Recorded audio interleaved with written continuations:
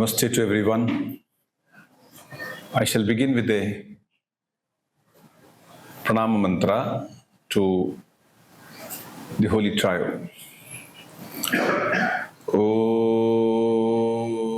Jananim Saradam Devim Ramakrishnam Jagadgurum Padapadme Tayo Shritva Pranamami Muhurmuhu Namah Shri Yatirajaya Vivekananda Suraye Satchit Sukha Swarupaya Swamine Tapaharine Asato Ma Satgamaya Tamaso Ma Jyotirgamaya Mrityurmamritam Gamaya. My respectful pranams to Bhagavan Ramakrishna Dev, Ma Sarda Devi and Swami Vivekananda, by whose grace we have all gathered here.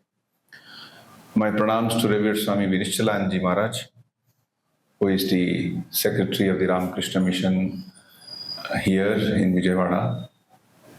And my loving namaskars to Swami Vivekanandaji and Swami Gyanarkanandaji, both of whom are known to me for quite some time, and also to Swami Trivikraman Saraswati ji. And namaste to all of you that you have all gathered here this evening. This visit to this place is my third visit. I'd come here when before this building was constructed, before it became completed. That was way back, maybe about 1.5 decades back. And I think last year I'd come here when this building was under construction. So I'm very happy now this has taken this shape, and this Institute of Human Excellence is now going to play its role. It's going to serve its purpose in a very right way. You know, we at the Ramakrishna Mission have the ideal. Every organization has an ideal. So we have an ideal. The ideal is Atmano Mokshartham Jagat Hitaya. For one's own moksha, Atmano Mokshartham, and Jagat Hita, and for the good of others. What a remarkable ideal it is. And this is what the purpose of making an integrated life or integrated personalities. We all have our personalities. Everyone is unique. Physically speaking also, although we have the human mold, either man or woman, a human mold. We have 2 eyes, ears, hands, all human mold. But we are also unique. See, each one has his own unique fingerprints. That is why thousands and thousands of people go on putting their thumb, and yet it remains something very unique. Somebody made in a lighter sense. We started with saying that the person who is having a thumb impression as uneducated, one who can sign is educated. And now after so many years again, we have come back to the thumb. We say now, have you checked in by putting the thumb? So we are unique, each one of us. We have genetics, almost each one has his own way, his own genetic disposition to the disease that he may be prone to, or the type of other physical things that will happen to him, how he will age, how quickly he will age, or how long he will age. Of course, there are other factors as what kind of lifestyle he leads, what type of food that he takes. Food is very important. Annam brahmeti vyajanat. Food is like God himself. We generally think food means something you have to fill in. We are feeling hungry, go and put in anything in the mouth. But no, it has got a deep impact on our mind and body. Anyway, besides this human part of our personality, we also have a very important part, which is how we conduct ourselves, our moral and spiritual side of the personality. Some people go only by the external personality. So they get attracted to somebody who is very handsome. He looks very handsome. In Hindi, they call it as darshandhari. Darshandhari means if you look at him, if you look at him, darshan, he looks very attractive. But many of the criminals also are darshandharis. They also look very beautiful. Just because a person is looking beautiful does not make him great. Though, yes, God has made him beautiful. If you are not beautiful, that's not our defect. We need not feel bad about it. I am not very handsome as somebody. It is the inner man which is the real personality. It seems once Abraham Lincoln, the President of America, was going, and there were some village people who had come. In those days it was different, and they wanted to have a look at their president. So there was this lady and her daughter, and this daughter looked at the President of America, Mr. Lincoln, and Lincoln was not at all beautiful to look at. He was tall, with sunken cheek and lanky, and he would not be very attractive. In fact, as a young man, people used to make fun of him for the way he would look at. So this little girl, she made a statement to his mother and said, "Oh mother, our president is so ordinary, common looking." To which he had heard it. He overheard it. And then he stopped and turned to them and said, "Yes, my child, God loves common looking men or human beings. That is why He has made so many of them. So we are all common looking. So that is why God's grace is there on us." Again, somebody had made a painting of, there was a delegation which has gone to meet Lincoln, and they said, "We have with us one painter who has made your painting, and it's very good looking." So Lincoln thought over it and said, "When I am not very good looking, so how can my painting be very good looking?"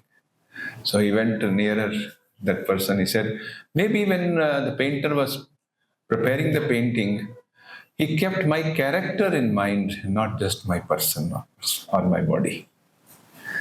So we think personality is like that. Though I'm not saying that we should become ugly. Whatever God has given us, we should accept it and be happy about it. Need not feel bad or develop any inferiority feeling for being what one is looking at. After all, this is a very important thing, that we live a life meaningfully. You live healthy life, fulfilling life, meaningful life. That is very important than just looking very beautiful. Many of the modern day people, they spend so much of money, so much of attention, so much of things just because they want to look young. They say in America there is 800 million business on cosmetics just to look beautiful, just to have the cosmetic surgeries.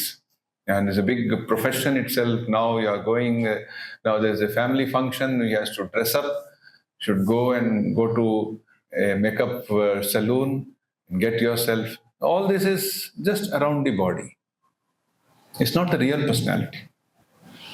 Once I had gone to a place in Gujarat, and there was this who was the principal of he was the vice chancellor of a university, an elderly lady, and she said, "It is the only university of its kind actually. It is a children's university." How it is children's university? Because university means all grown-ups. But she said yes. There one girl had gone home in part of her summer vacation.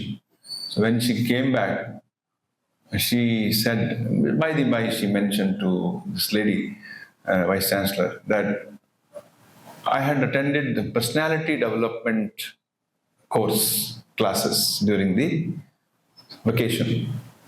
"Oh, what did they teach you?" she asked the little child. "Oh, they taught us how to dress up, how to dance, how to say hello, how to walk, how to say greetings. Oh, they did not tell you how to control your anger, how to deal with elders, and how to treat those who are not of your age, those are younger to you, how to develop soft skills of human life. He said, no, we do not know all that. So this is one thing about personality. So personality is not just what we from our externally look like or how we dress up, though that is also part of your life, part of our the way we live ourselves. But even more than that, it's not just dressing up, which is or looking as we are, or developing all external mannerism. Inside the heart, how we are, how are we feeling within? That is where our subject for today is. Living an integrated life or making an integrated personality. So first we have to understand what is our inner personality. This personality is the real man. Swami Vivekananda spoke at length about personality. A couple of years back, one of our monks collected all those, whatever Swamiji has spoken about personality and made into a small book. It is called Personality Development. There's a beautiful introduction to it also as to what is human personality. So I recommend that book to everyone, what Swami Vivekananda in detail has said about personality development. Now trying to understand human personality. We will come to the book, you will read the book, you can own it, and it is such a book that you will like to read it again and again. It's there in several languages. So, but what is human personality now? So, first is the physical side. We call in our the Hindu tradition as Sthula Sharira. When you go to a doctor, he checks your weight, he checks your other physical parameters. It is a Sthula Sharira, the gross body. There's an Indian approach to personality that I'm speaking of. There may be some other approach also, the Western, but that's a very different thing. That's all things are, according to our understanding, they keep changing because they are more from the intellectual side, whereas our approach is more on the experiential side. We, the Indians, those who belong to this tradition, we try to investigate the human being through experience.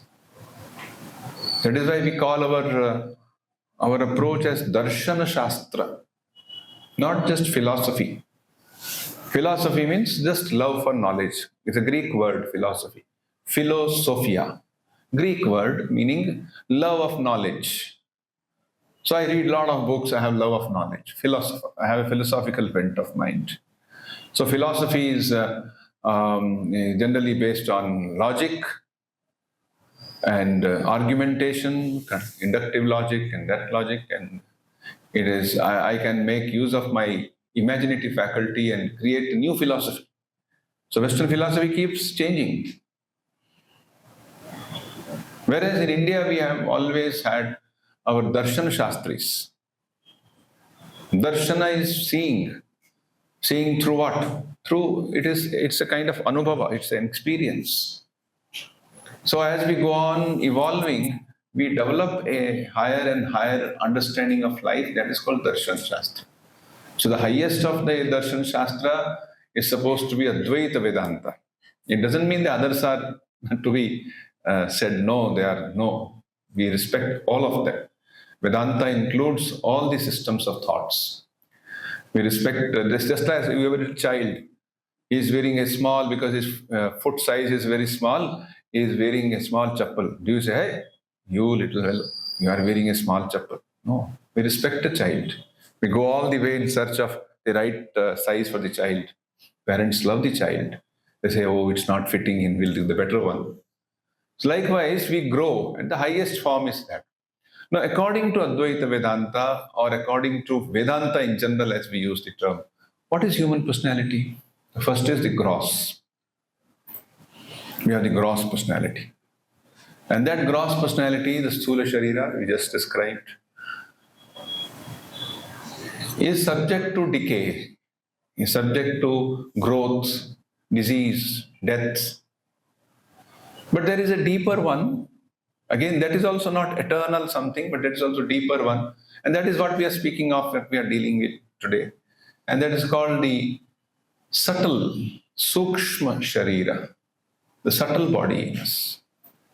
Now, subtle body doesn't mean we are referring to some Bhuta, some ghost. No, we are not referring to that. That's a different field. What we are speaking here is our mind. Now, what is mind? What is mind? This has been asked, this question has been asked in all thinking philosophies or thinking societies. What is mind? According to Swamiji, when he went to the West, he saw people talking about mind. You know, Swami Vivekananda went to America. Hope all of you know that. These facts are also important to be known, that how Swamiji was the first monk to go to America.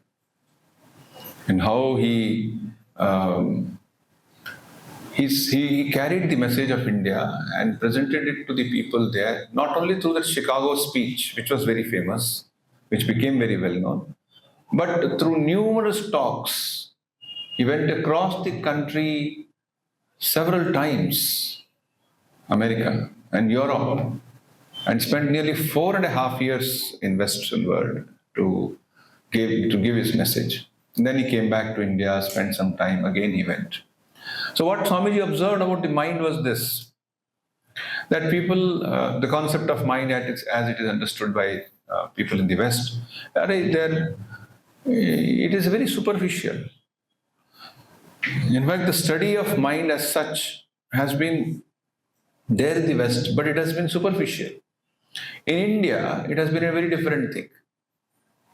In India, we had the yoga concept. Now is the month of June. Today is 11th. After 10 days, you have got the World Yoga Day. So yoga is not just physical yoga, but also deals with our mind. So yoga, if you take up, you understand, try to understand the word yoga, there you have yoga chitta vritti nirodha. Yoga means calming the mind. So, but what is the mind?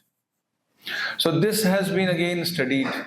I hope I am making myself clear to you. I am not making something very philosophical or serious to make you feel, oh, he's talking something, it's not related to our life. No, it will be definitely related to your life.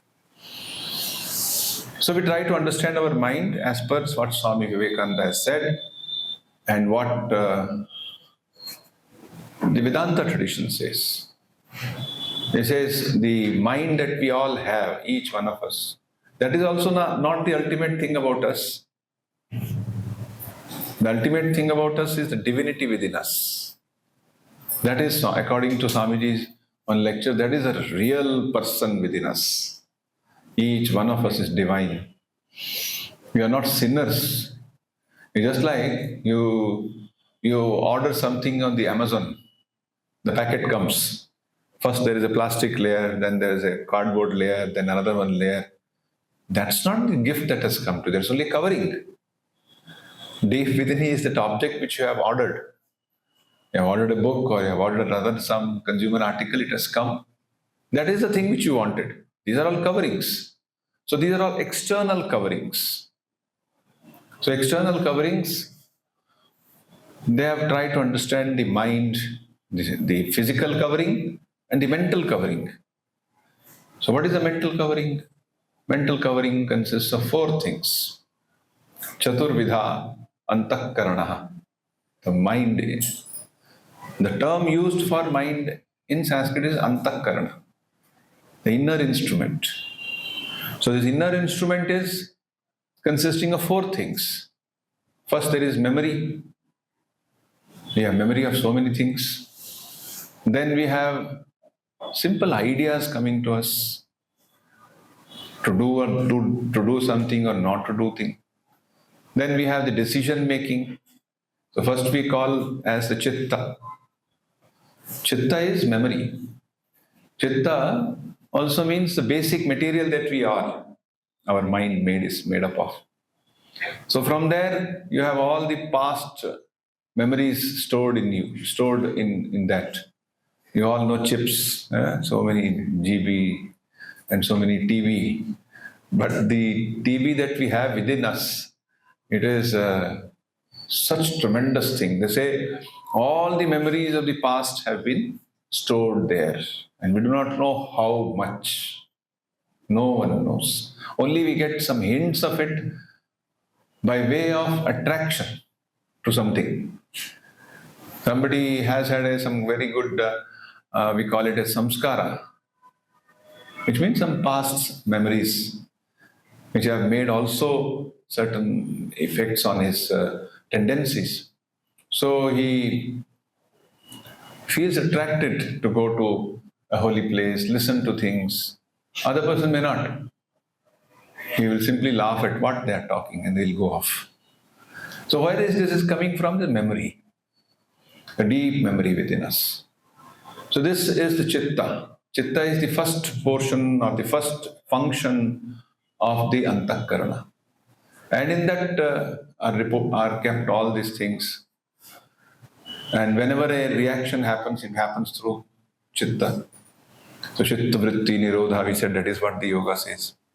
Then it comes to once we have the options before us. So our mind starts, suppose we perceive something through our eyes. We see a bird. So it goes to the chitta functions. He says, yes, it has come. And bird has entered into me, so to say. Bird memory has been awakened. But what is it? That this question, what is it? It's called manas. In Sanskrit, we call it manas. And then manas takes out some options and gives you, mostly this is a crow. Then the buddhi says, yes, it is crow. That is also part of the antakarana.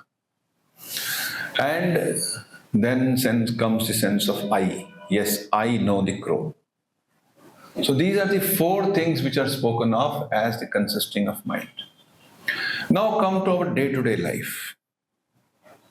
In our day-to-day life, all this is conveyed in three shaktis, the three powers. There is a vichara shakti. We all have the power of thinking. Then we have the kriya shakti. We want to convert it into an action. And in between there is the bhavana shakti. So bhavana shakti means the type of feeling that we have. In modern days, the time we are living in, we often have a complaint, oh, my mind is restless. This is actually not a modern complaint, it is an ancient complaint. It is there in the Bhagavad Gita also. There also, Sri Krishna, he asked this question, my mind is very restless. Arjuna says, my mind is very restless, how to control it? He says, yes, you are right. Your mind is restless. He doesn't say, no, you are telling something which is not true. He says, no, your mind is restless. But he says, it can be controlled, it can be trained, it can be given a sense of peace through viveka, or he uses the word abhyasa and vairagya. Abhyasa and vairagya. We'll try to understand it. Practice and detachment. That we will practice. Why do we need to integrate our life?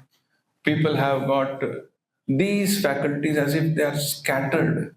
They think something, do something, and feel something.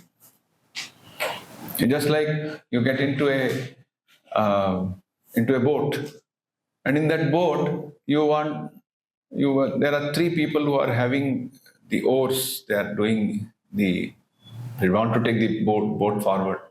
So one of them goes in one direction, another in another direction, third. So the boat keeps only revolving there, it doesn't go forward. So this is what happens with many people whose minds or whose personalities are not integrated.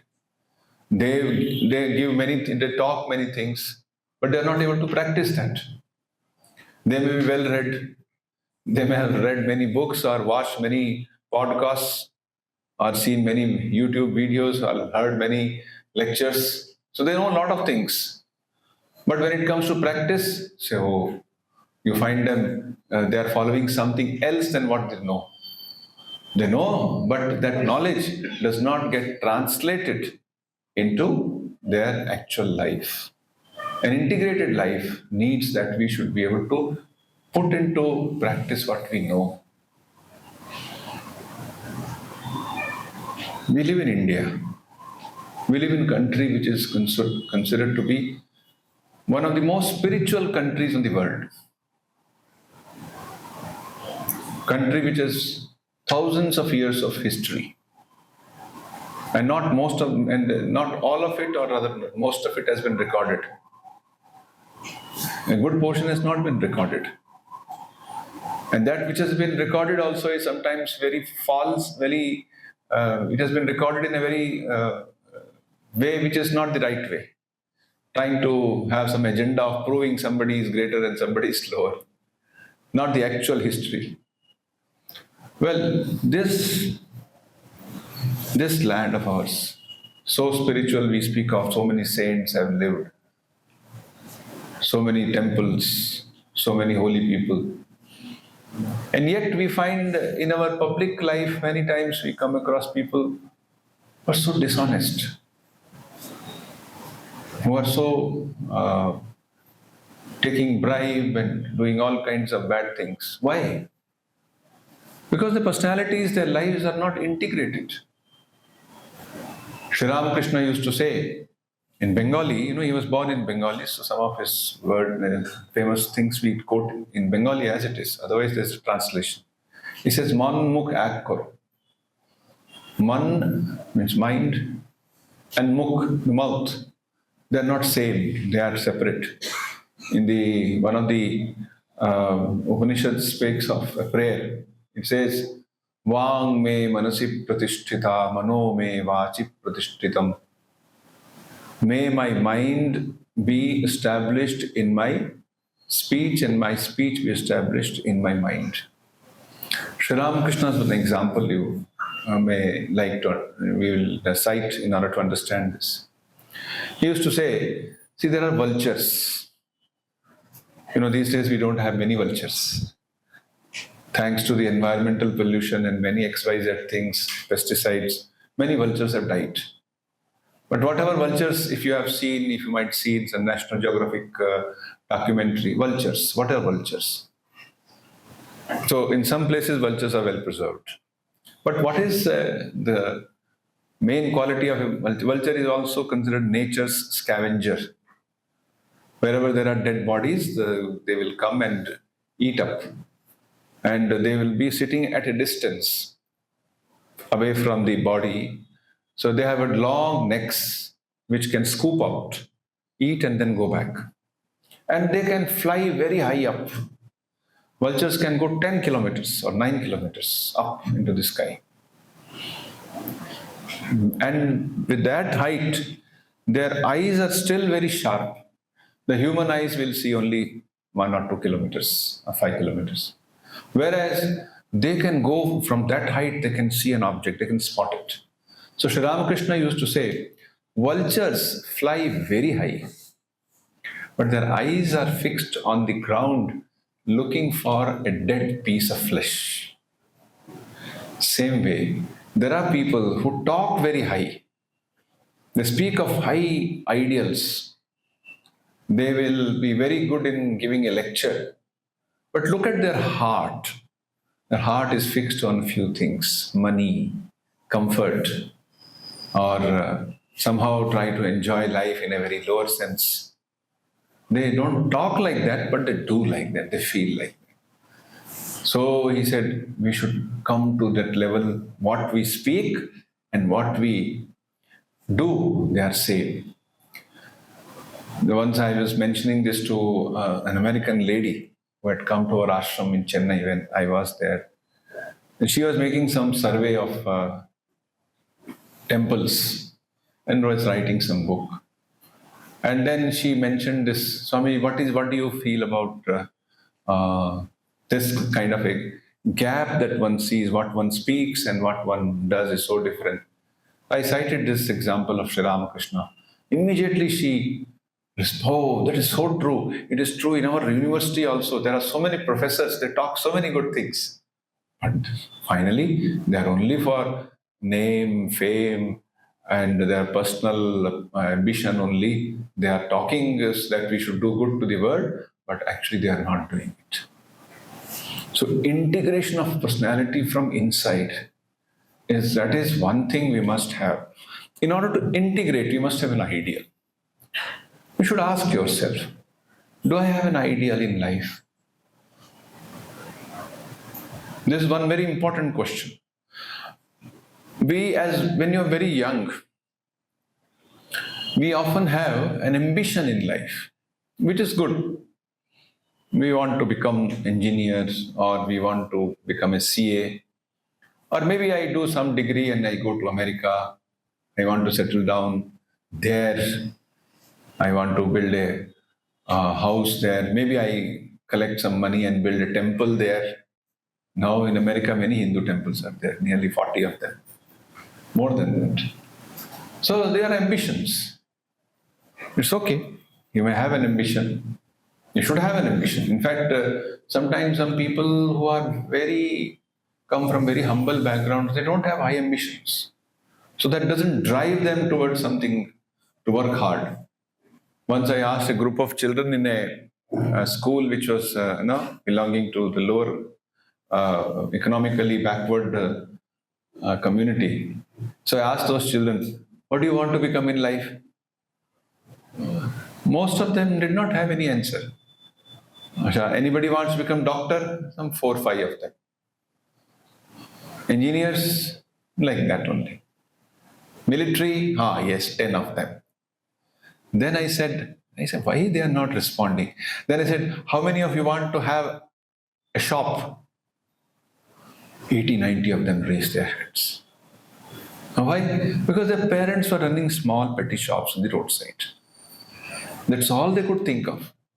I said, why not you think of a business, industry? The same thing, you take it forward. Have an ambition. Dream big.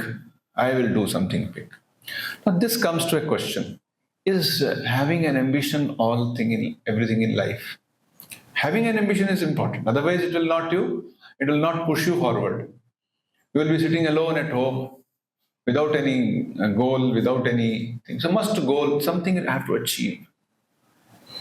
But that sense of achievement, wanting achievement, must be one step lower than our highest ideal of becoming a true human being. Becoming a true human being should be the highest ideal for us. Otherwise, there are people who, for the sake of ambition, they earn so much and they build up a huge empire, and then fine day go to doctor and say another 6 months, then the red light will go, which means you have some disease. And then they say, how much I worked, what did I gain? All that which I earned, I have to leave behind. So that is why in our scriptures we always said, you speak of Sanatana Dharma means it's not I and you have created. Just as the law of gravitation is Sanatana. So this also has existed of its own. In this existence, they have tried to understand human beings. The trees give flowers and fruits. The rivers flow. That is what they are meant to. What is a human being meant to do? What is its dharma? What is a human being's dharma? And to say the human being's dharma is to help others and to live a life of fulfillment. That is what we call the core of Sanatana Dharma. And in order to do that, you will have to undergo certain training. You have to self-control. So if I want to do good to others, I must have a certain amount of ability to sacrifice. I don't want to sacrifice anything. How much good I will do to others? Ramakrishna Mission's 13th president, his name was Revered Swami Vivekanandaji Maharaj. He used to say, in order to do seva, some service, you will have to have a little tyaga. He would give an instance. Suppose you are going in the road. Someone comes and says, where is this address I want? I want to Go, can you give me directions how far it is? Then you have to stop. You have to spend a minute or two understanding what it is. And then you give him this. So that is called Tyaga. You have so much of sacrifice of time and energy. You are having something else to do, but you still stood there and helped him. So this has to be cultivated in our life. We must have a goal in life. We must have an ambition also and an ideal also. I remember another gentleman who is a thinker type. He used to say it this way: when we are making a journey in life, it's just like you take a vehicle and you start driving. As you drive, there are two types of goals that we'll have. One is the milestone goals. Suppose you take your vehicle and go towards some direction. Let's say Bhimavaram. Tomorrow I have to go to Bhimavaram, so let me think of it. So on the way you will have a milestone. These days, of course, you have got the mobile itself will tell you, 10 kilometers, one stone on the roadside. Then 30, then 50, 70. Now you have reached Bhimavaram. So you have this milestone. So there are many milestones in our life that we have. You wanted to do CA, there's a milestone. You wanted to get an admission in IIT, there's a milestone. Want to write a book, milestone. You want to construct a house, milestone. Once I went to a Hanuman Mandir, there behind the wall, there were so many people have written their prayers. Somebody says, I should pass exam, go to IIT. Somebody has written, I must get a house. My brother should become all right. My mother-in-law should become all right. So many requests there. All these are important. People have to fulfill them. They have to work. How they will resolve it, there is a different issue. And then there is another goal. There's called destination goal. After destination, there is no other goal. Once you have reached your destination, you have reached your destination. But before that, you have got many milestones. So milestone goal you should have. You must fix a goal. But ultimate goal is that we become pure and realize our real self. That is the highest goal. Sri Ramakrishna used to say that the purpose of human life is to realize the divinity within. This statement he is not quoting from something, from his own experience he is telling that. So we should try to integrate our thinking. We begin this by first of all setting our daily schedule. We begin with that. Make your daily schedule fixed. Get up a bit before the sunrise. Begin with some prayer, with some exercise, some deep reading, contemplative reading. And then fix up a schedule for the rest of the day, which should be in tune with the milestone goal that you have kept as well as your ultimate destination goal that you have kept. So once we cultivate this power of daily schedule in right way, we shall be able to give a direction as to what is the goal of our life. And that is integration of personality, integrated life. See, Swami Vivekananda is a beautiful example, a remarkable, inspiring example of what an integrated personality can be. In him we find integrated so many great qualities, so many great things. And even after 130 years, he passed away in 1902, nearly 125 years back. He continues to inspire us all. And he said, I will continue to inspire mankind until mankind knows it is one with God. And he gave the idea, his teachings you will find in the form of karma yoga, how to do our karma, our action in such a way that it becomes a means for self-realization and also our material growth. In the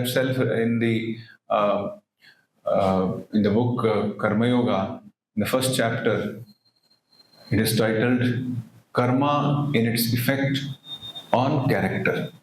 There Swami Vivekananda makes a statement. He says, man works with various motives.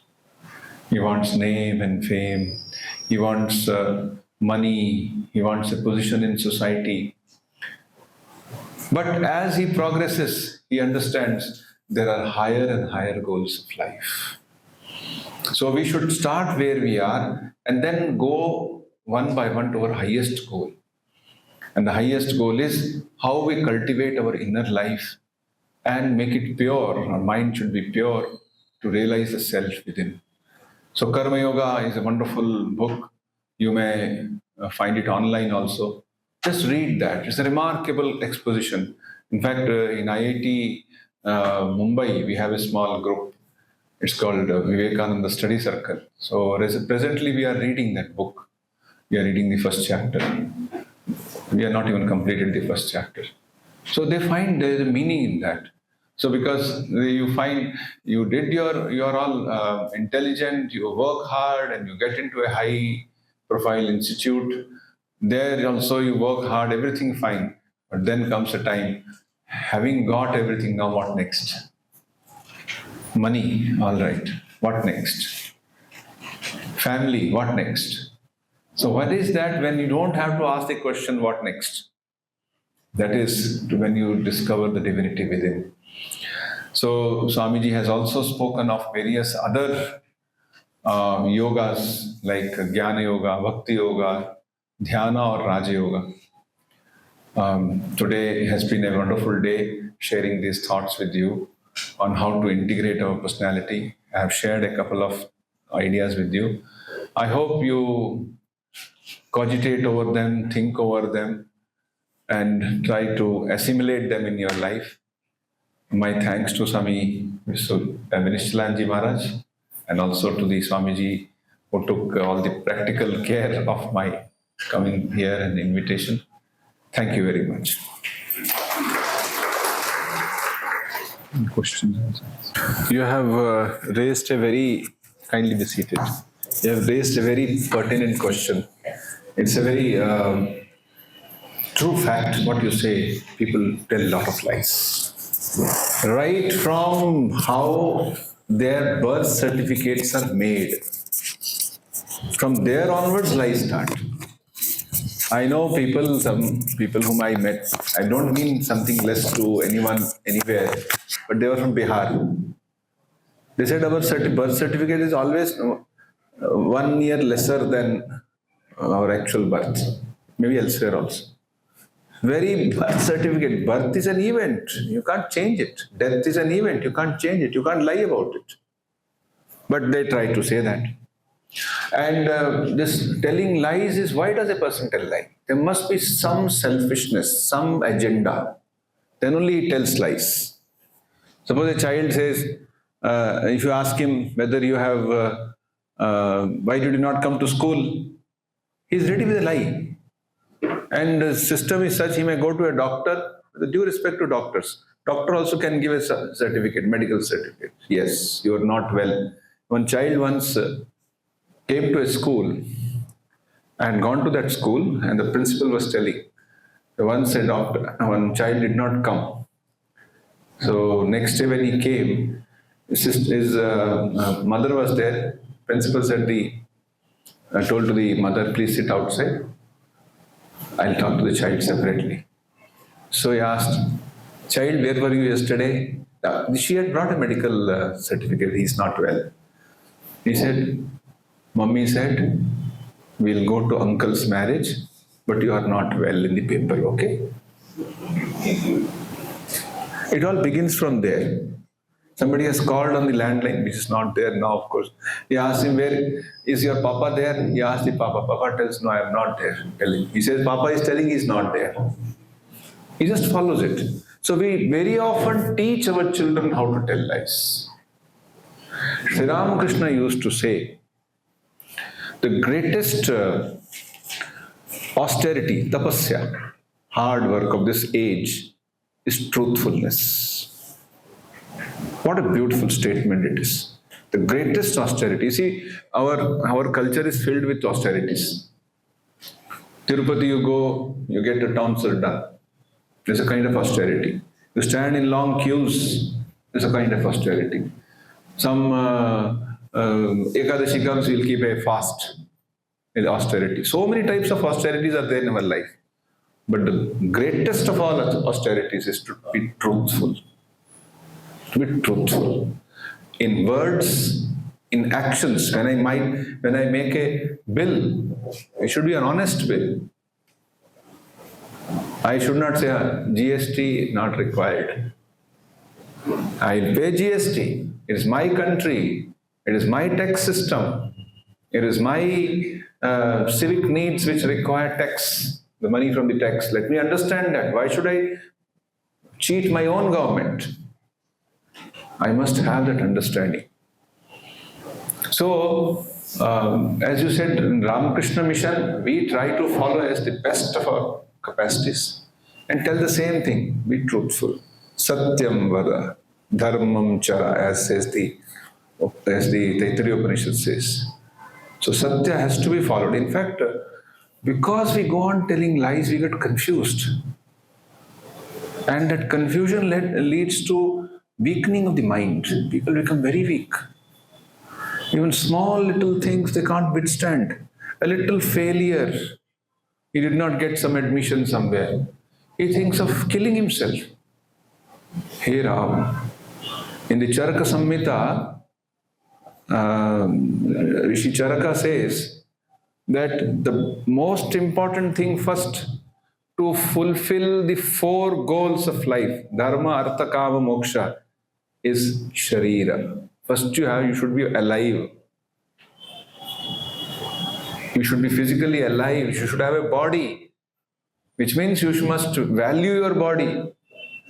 Then only you can follow whether you want to enjoy this world, whether you want to follow dharma, whether you want to attain moksha, all that is afterwards. First you should have. So the first goal of life is to be alive. The first goal of life is to be alive. Then we will see what next, whether we are suffering, how we can overcome our suffering. So truthfulness in our words, in our actions, is very important. You have rightly pointed out, my congratulations to you, that your friend also who has said that psychologist, he has very rightly said that we are in a world full of lies and that must be overcome. Swami Vivekananda says, strength is life, weakness is death. And strength comes from truth.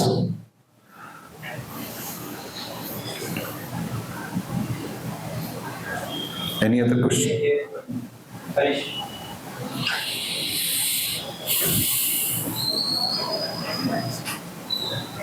Namaskaram, Swami. I am Ramakrishna, working as educator and also one of the VCHE company.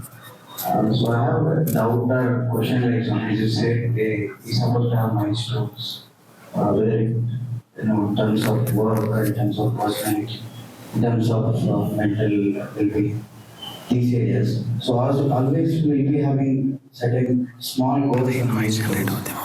But due to some procrastination or work, our daily activity, we tend to skip or we tend to postpone our procrastination.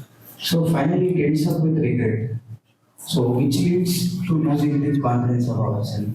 Slowly, our mind or our personality will tell it always drown us with low confidence. So how to tackle, how to overcome this? Yes, this also is very common challenge which all of us face. That we plan something, but we are unable to put that plan into practice. It requires introspection. Without having any political statement, recently when I think 2 days before, the former Prime Minister of India, H.D. Devegowda, he wrote an article about the present Prime Minister. I'm not going into political discussion, but he made a beautiful statement. He said, the success of this Prime Minister is because he has got self-introspection. So this is one thing which we should take up. Self-introspection. Every day, ask yourself, how I spent my time? How did I what I planned, what was the difficulty? Oh, you will always find that at the day end, when you look into yourself, be very honest to yourself, extremely honest. Someone used to say this way, when we look at the way we look at the world, when we are judging others, we are very strict. We find, oh, he's having this defect, the highest ideal, he's little down, this, that. When it comes to ourselves, we are very motherly. It's all right, my child. All right, today he did not get up on time. So what? He's my child. We should be just the opposite. We should be kind to others and strict to ourselves. So, everyday introspection will help. Another thing is keeping good company. Introspection, it's very much helped by having association with people who are holy or who are trying to live holy lives. If you are in their company, that itself very much is inspiring. They say the only way you can develop a higher sense of viveka is to have satsanga. Now, satsanga traditionally meant what? You go to a temple, all upon some pravachanakara, you go and sit there, but all don't have time. You will not be able to go and sit, listen to a Bhagavad Katha and all. So what do? Now you are having the ability, this cell phone, use it properly. Maybe 4 of you or 2 of you or 10 of you, once in a day let us sit for 20 days and let us read the Bhagavad Gita together. Online. Let us read Swamiji's works. I know 4 or 5 people in Kerala. Every morning they get up and around 6 to 6:20, they are reading Swami Vivekananda's lectures from Colombo to Almora. They make good use. So if they are beginning their day with very good thoughts coming out their mind, instead of immediately rushing and see in my Facebook what is the status, how many likes and how many friends, which actually they are not friends. They are only one tick mark, that's all. When it actually comes, nobody comes there to help you. So this is where we should wake up, have a holy company, have self-introspection. And third thing I would say, read elevating literature also. Good books. The Swami Vivekananda's books are there, other good books are there, authentic books. Make your own personal library. And many people are there who read the complete works, some few pages daily, or the teachings of Sri Ramakrishna daily. So that helps in developing a strong willpower to overcome our inner failures. Thank you. Anyone? Can ask. Namaste Guruji. My name is Harinath. I'm studying 12th. Please make it nearer.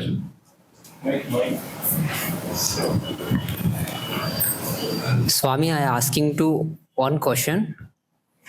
Why pray to Swami Ramakrishna ji is Kalika Devi and so much of spiritual gods and India, but Swami is prayed to Kalika Devi. Why? Thank you. Why is he not praying to other gods?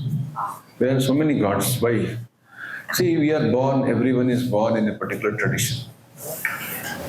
You should read the life of Sri Ramakrishna, his biography. 190 years back or so, he was born in 1836. And where the family into which he was born, they were not worshippers of Kali. They were worshippers of Rama.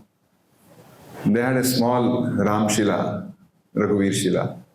They used to worship that and be very devoted people there.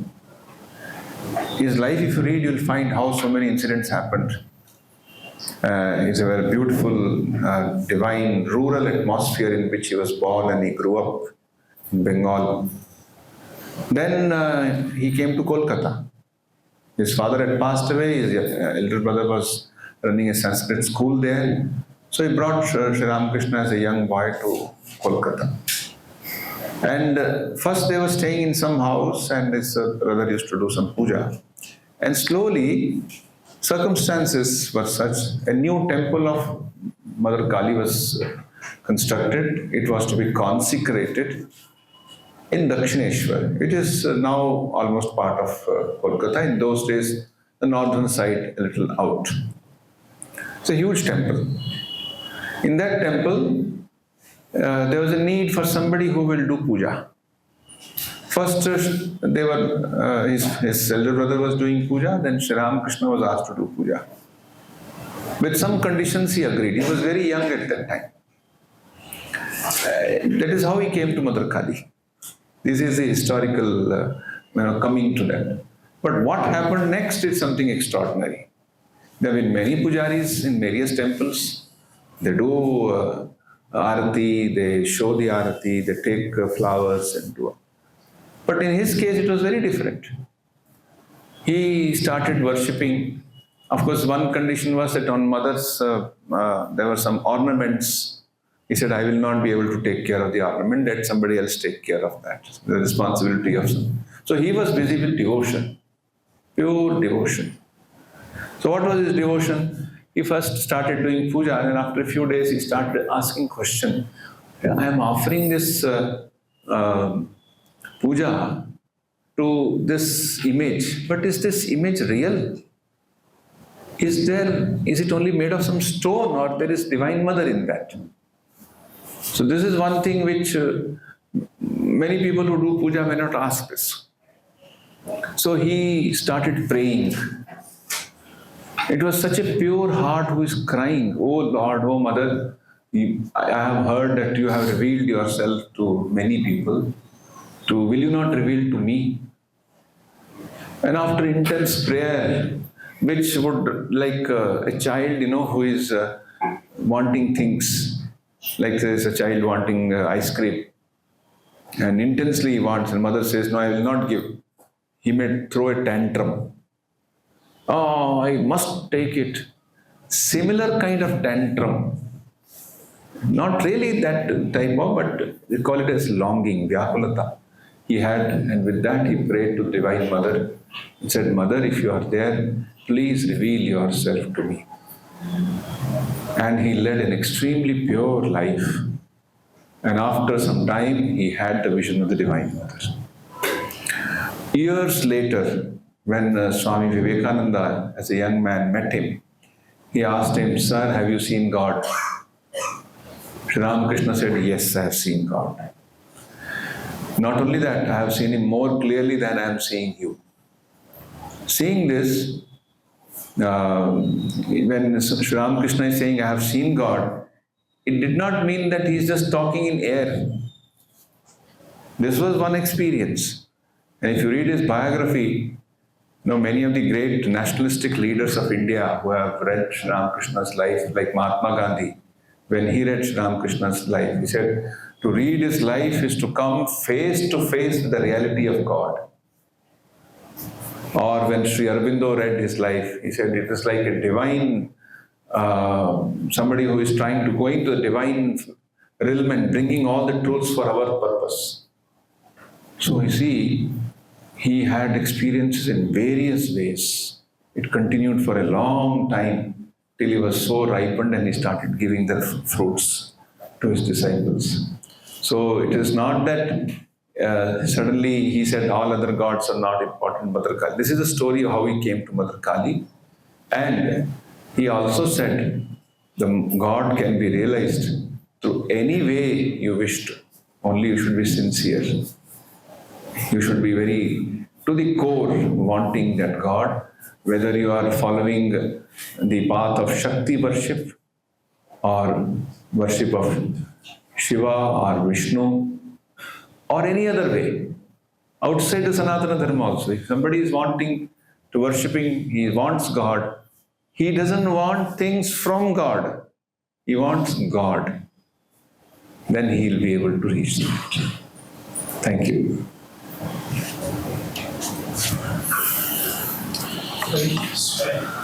Okay. So you can give next question. Namaste, Swamiji. This is Dr. Sindhuja. On the similar lines of what I know you spoke about the role of logic and reasoning and the distinction between philosophy and experiential understanding. I was drawn into spirituality primarily through philosophy. And then I got too entangled in the intellectual part of it. And now it's stuck somewhere. Do you think think that there is having this logical bent of mind or a philosophical bent of mind is an impediment to experiential understanding? Or I sometimes feel it would have been much easier if I had not had that kind of intellectual kind of thirst and curiosity. That again is a question which is a question of many people. That whether there's a place of intellectualism in our life to spiritual life. For this, I would cite what Swami Vivekananda himself experienced. Now, when he was young, when he went to college, he was also become very curious. And he started reading philosophy. Not just that, he read all the best philosophers of those days. He, in fact, corresponded with one of the philosophers. He wrote a letter asking some question. Now, when he reached a point, see, philosophy or intellectual query, it satisfies only a part of our personality. I may have read many books and okay, I am very, very knowledgeable. But the next is I am so restless inside. I am feeling such a lack of peace. And this I have actually experienced with many people. I know a gentleman who did his studies from Caltech. Those engineering students, those who know fine, others, those who do not know. Caltech is perhaps considered the top engineering college in the world. California Institute of Technology. Swami Vivekananda had visited that very interestingly. So Caltech, that gentleman was actually, of whom I am referring to, he was a gold medalist there. He's an Indian. But he said, I was so restless. I had read all books. There was no peace of mind. Then slowly he came to the teachings of Holy Mother Sarada Devi.